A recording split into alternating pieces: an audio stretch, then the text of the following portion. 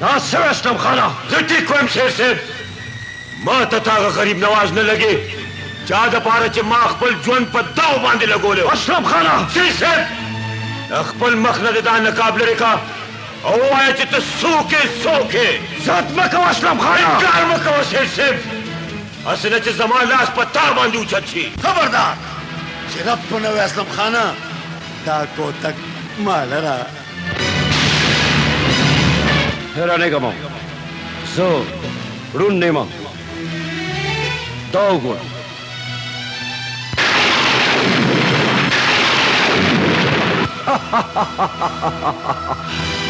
اسلم خان نادر خان او عمردراز خان د وطن نه بار نوتلي دا دواړه هم دلته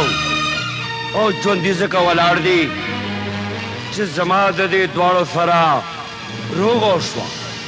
او بیا دا دواړه خو زما د غریبۍ د ژوند زاړه ملګري دي زاړه نو بیا واوره غریب نوازه په کم کور کې چې ته ډرایور او ستا ښځه خدمت ګزاره ده په هغه کور کې بېشماره دولت ستا په انتظار کې دی او ستا سیټ پوره 50 لکه روپۍ د نوي پلاټ اخیستو دپاره د بیګ نه راوویستی چې ما په ګناهګارو سترګو وکتې سیټ چې کومې پیسې له بینک نه راوښکلي دي ستا دپاره راوړل ستا د ګس لاس کار دی نیمې ستا او نیمې زمونږ بیا به تا ته خلک ډریور غریب نوازې نه وی سیټ غریب نواز به وی سیټ غریب نواز به وی بس که زمان خان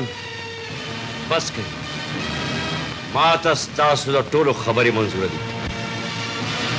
زما انتظار کوئ انتظار بچې دا 50 لکه روپۍ دي کومې چې ما نوی پلاټ اخیستو دپاره بینک نه راوړي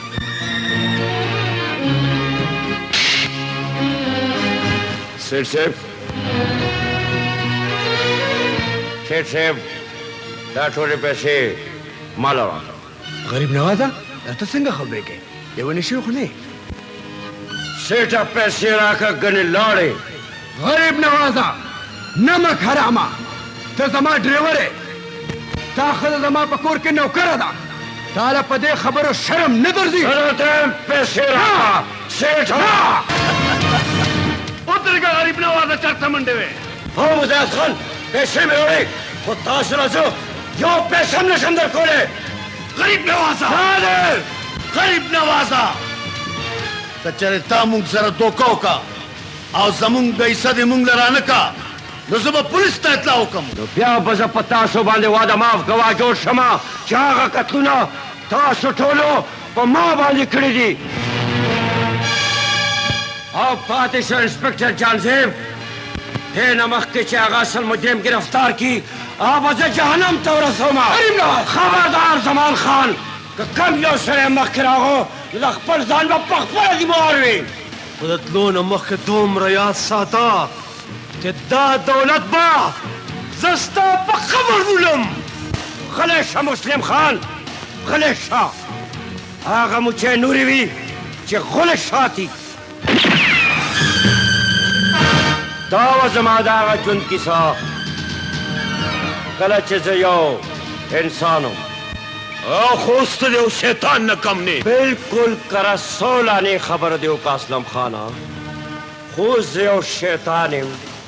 شیطان غلی شه سپیه خوله دې بنده ساته ډمې او غلی شه بې غیرته غلی شه مونږ په دې کمره کې ځای په ځای ټایم بمونه فټ کړي دي صرف تا دپاره او هر کله چې مونږ دلته نه بهر ته ووتو نو ریموټ کنټرول به دباو کو او ستا د وجود ټوکړې به په دې کمره کې په هوا ګرځي خواشه نن به ستا عزت سره لوبې کوم مخکې شه وای وای مه کوه زر کوئ